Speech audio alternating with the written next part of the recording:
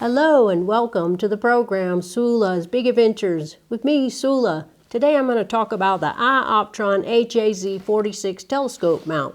It's an HAZ mount, meaning you don't have to polar align it. It uses strain wave gear technology and RA and DEC, and it uses stepper motors. It uses the iOPTRON level and go technology, whereby you simply turn the mount on, it calibrates itself, and it goes to a bright star or planet. You center that, and then it's ready to go to any target you select in the 212,000 object database. You must precisely level the mount, though, before starting in order for it to accurately locate objects in the sky. It comes with a bubble level on top to help you level it.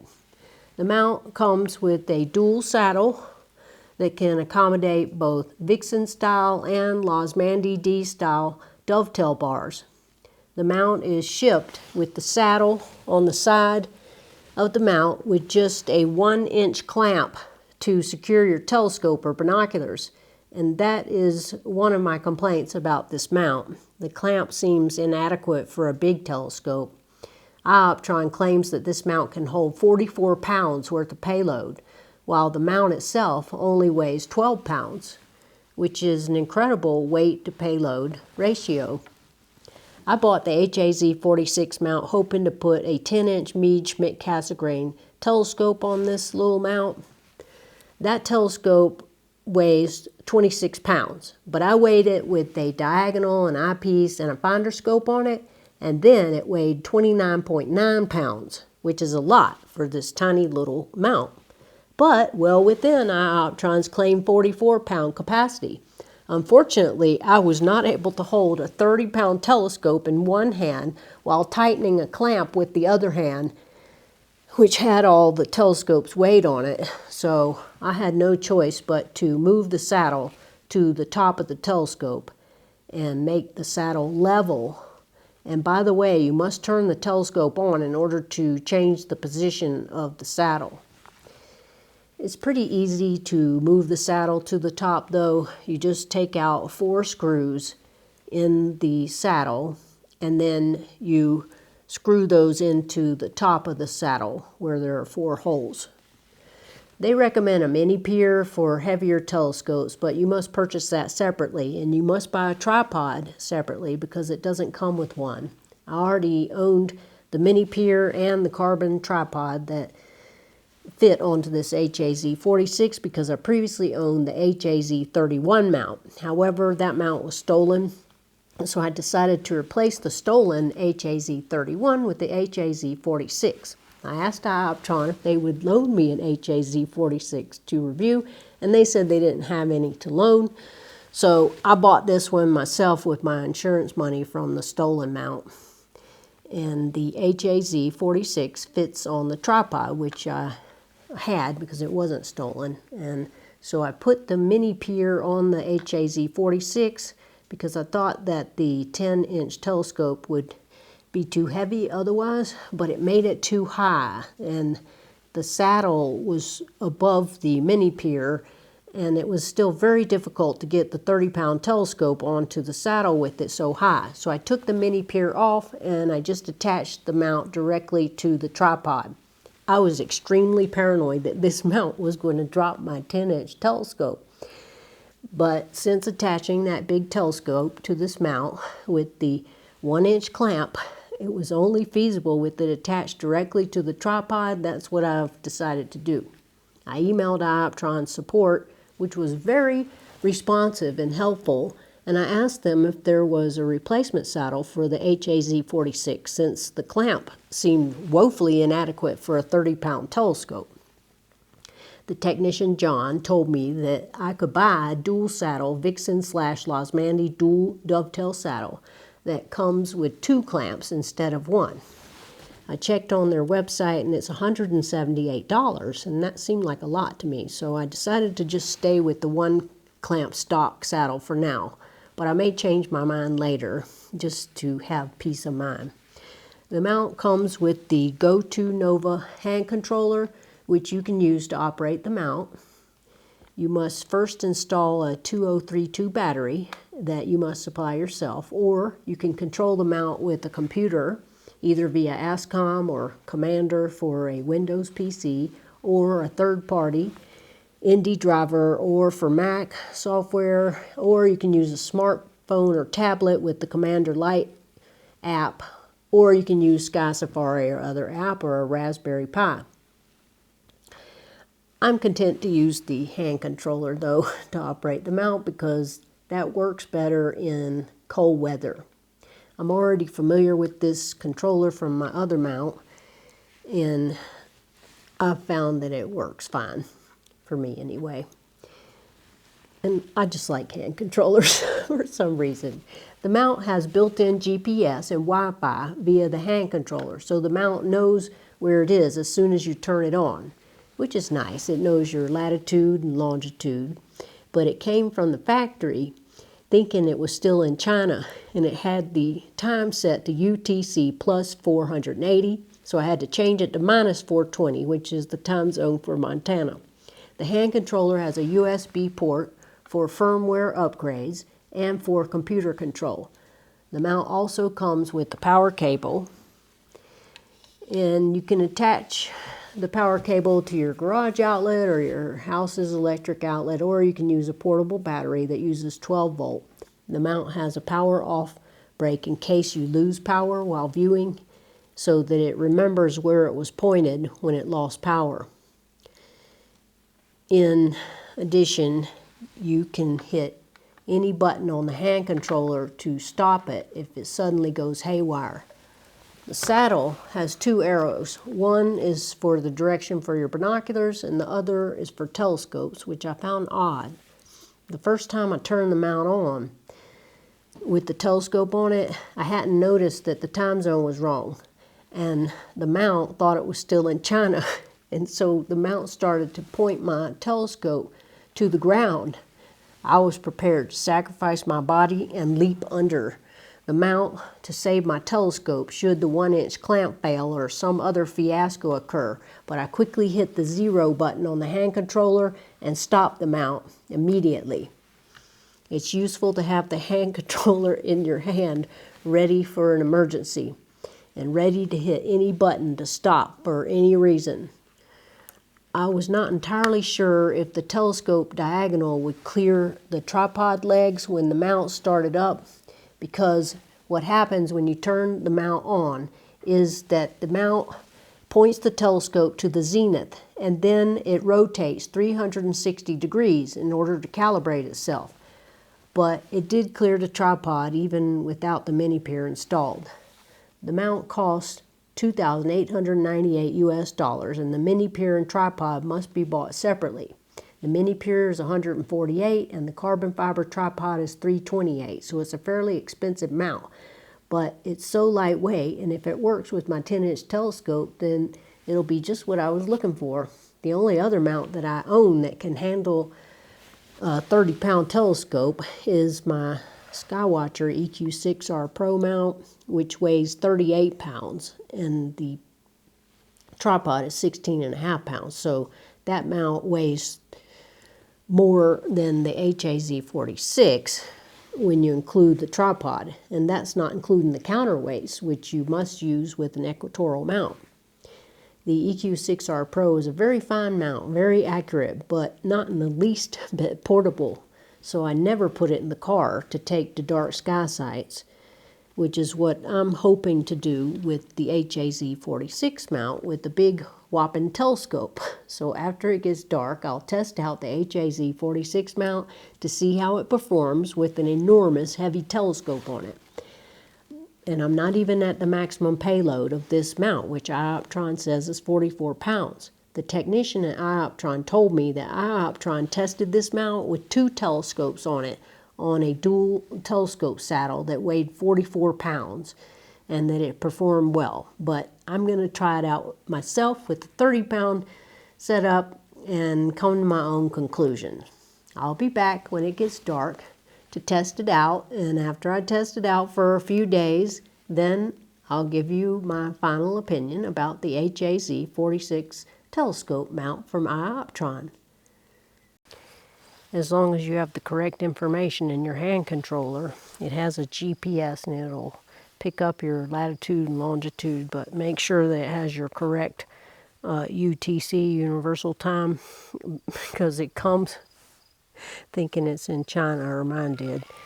So it'll point to the zenith, which makes me very nervous because of this flimsy saddle with a 29.5 pound telescope on it. But it'll point to the zenith, and watch your cable because it's going to go 360 degrees around, and also you don't want it to collide with the pier. And after it goes 360 degrees and calibrates, it'll figure out the 0 position, and then it'll go to a target that you center, and then you're ready to observe. Okay, it was off by a mile, but I centered Arcturus, and now I'm just going to go to a star because it's pretty cloudy, and I'm going to go to Vega and see if it's even close. Okay, it was off by quite a bit.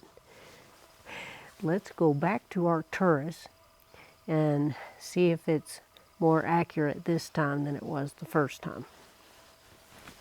Be right back. It wasn't as off as it was the first time, but still not on it. So there's Arcturus, and the telescope is pointed right there, so closer to Mufrid than Arcturus, but closer than it was the first time. They give you a hook now to put the hand controller, whoop-de-doo. Okay, it did go to Lyra the Harp, but M57 is not in the field of view. So I'm going to turn it off, I'm going to go level it, and I'm going to start over and see if the first star is even close. Okay, according to the bubble level that came with the mount, it is level. To be safe though, I'm using my own bubble level, which is also centered, so it is level according to my bubble level and the iOPTRON bubble level.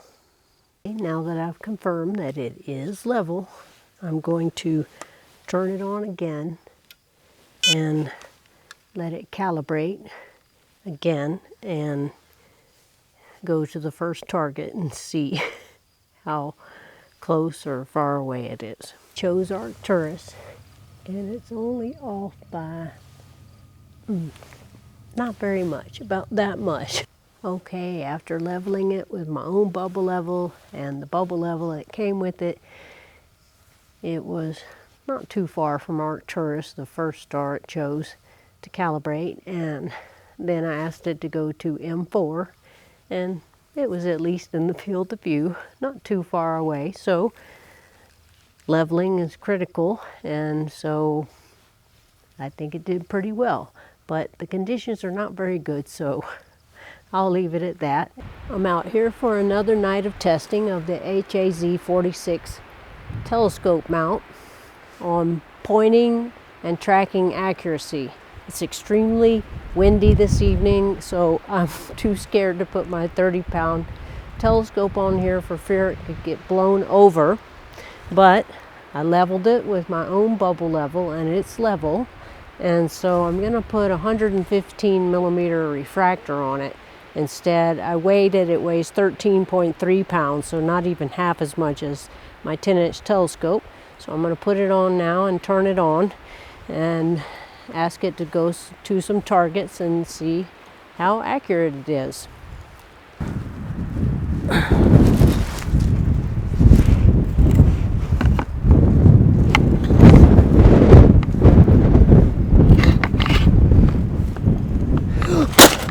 Fudge sickle. It's so windy out here that the wind blew over my light. Okay, I tried to get it to calibrate with this refractor on there. I've never used it with the refractor before, and it's not going to clear the tripod, so I'm going to take the refractor off and let it calibrate with no telescope on it, and after it calibrates, then I'll put the refractor back on it. I'll be back after it calibrates and put the telescope back on and ask it to go to an object and see how accurate it is.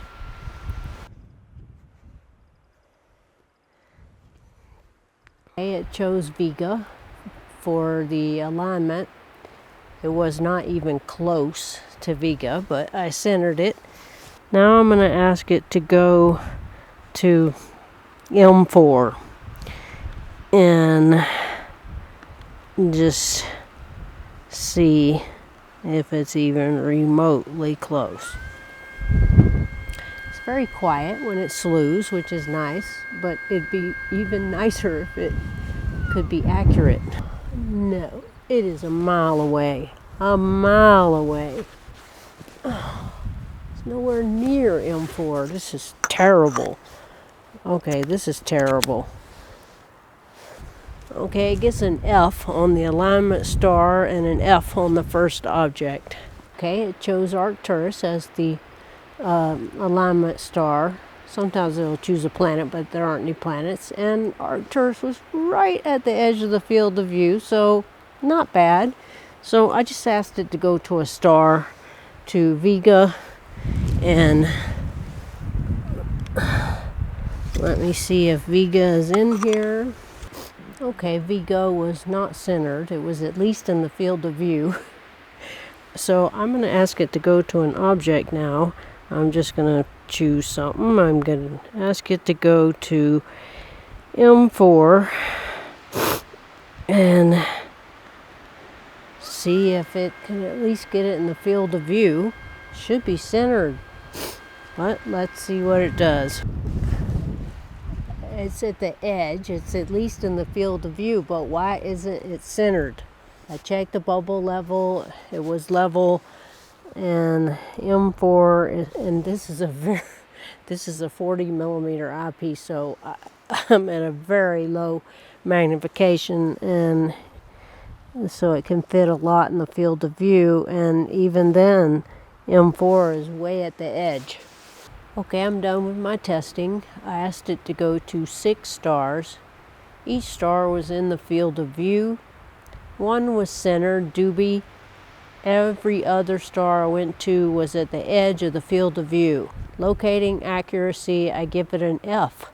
It should be centered. I leveled it. I don't know what the problem is, but other people have complained about the accuracy of this mount too. It's highly disappointing. No wonder iOPTRON wouldn't send me one to test. I may send it back. Maybe I should get one that has the encoders on it. Very disappointing. It's a very expensive mount, but I'll give you my final impressions tomorrow. Tonight I'm testing the mount out with a 90 millimeter refractor that total with the diagonal and eyepiece and finder scope is 12 pounds. And it's much more accurate tonight. So I'm inclined to believe that 30 pounds was just beyond the capabilities of this mount, even though iOPTRON says it can handle 44 pounds. So I'm going to look at a couple more targets with the 12 pounds of equipment, and then if it's accurate, I'm going to put my 10-inch telescope back on here and see if it's still inaccurate or not. It shows the moon and it's off by about 8 degrees. And it's slow as molasses, so I'll be back in a second. Okay, I asked it to go to Vega. It's off by 2 degrees. Let's center that and then select something else and see if it at least gets in the eyepiece. Okay, I asked it to go to M4. It's not centered, but it's at least in the eyepiece at the edge of the field of view. Okay, I asked it to go to Portability. It was at least in the eyepiece, but way on the edge of the field of view. And now let's go to M3, and it should be centered, but it doesn't correct everything in the sky, just something nearby. So the sync to target is not like an encoder where you get better as you give it more feedback. But honestly, for the price, they should have included encoders on here, because this thing is terribly inaccurate. But let's see if it'll put M3 in there after I use the sync to target with Portability, which is nearby. It's in there, but it's way on the edge again. What the hell? I don't think it's going to get any better. So, I'm done with my testing. I finished my testing of the iOPTRON HAZ46 telescope mount, and I'm ready to give my final assessment. I tested this mount over several evenings. I tested it with a 10-inch telescope that weighed 30 pounds and a 90mm refractor that weighed 12 pounds. I did not use the mini pier. I put it on there. They recommend it for heavier telescopes, but it seemed too unstable to me, and it was too high. So I only used it with the carbon fiber tripod that they recommend for this mount. The mount weighs 12 pounds, so it's lightweight and compact, very portable, and it comes with this hand controller with over 200,000 objects in the database, which is nice, and it's an attractive looking mount. But the saddle only has one clamp, and that seemed inadequate to me, and I was scared to death when I put my 30-pound payload on it that it was going to drop my telescope. It did hold it fine, so you can use this saddle, but you can also replace it with a different saddle that has 2 clamps for another $178, or you can put a saddle made by another company on here. I just used this saddle. It was scary, but it worked. But this mount was not accurate, and that's my biggest complaint about it. I leveled it every time. I took very great care to level it and made sure the bubble was in the center of the level before I started. But it just was never accurate. It was always off a little bit. And one thing I noticed, when you turn this mount on, it calibrates itself, which is something that iOPTRON's very proud of, the level and go technology. So you turn it on and it points to the zenith, and then it rotates 360 degrees. And when it does that, I would look at the level, and all of a sudden the bubble was no longer in the center. And there's nothing you can do about that because you can't change it once it's calibrated, or it'll definitely not be accurate.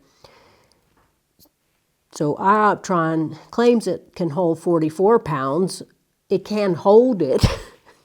It held 30 pounds, and I saw a video of it holding 44 pounds.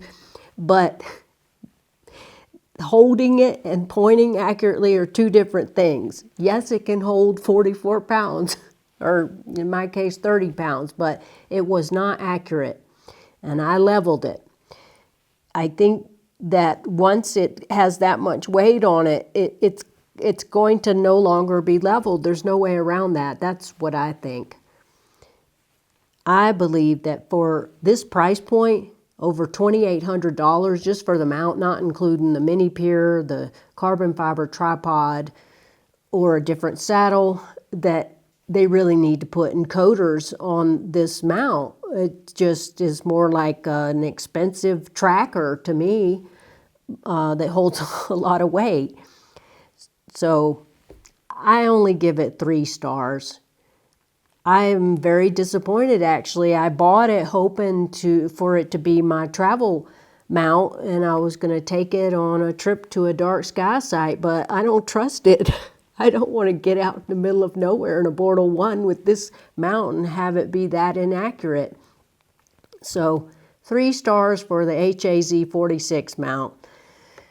Yes, you could probably attach a computer or Raspberry Pi or ASI Air to get it to be more accurate, but that defeats the whole purpose of it being so compact and lightweight, and I don't want to bring all these extra accessories. I just wanted to have the mount, my telescope, and me and the stars, because that's how I operate. So, very disappointed. iOPTRON, if you're watching, please put some encoders on the next version of this mount. But this version, 3 stars. So that's it for now. I hope you found this useful. I'll see you in the next one. Until then, get outside and enjoy the night sky. Dark skies forever. Sula signing off.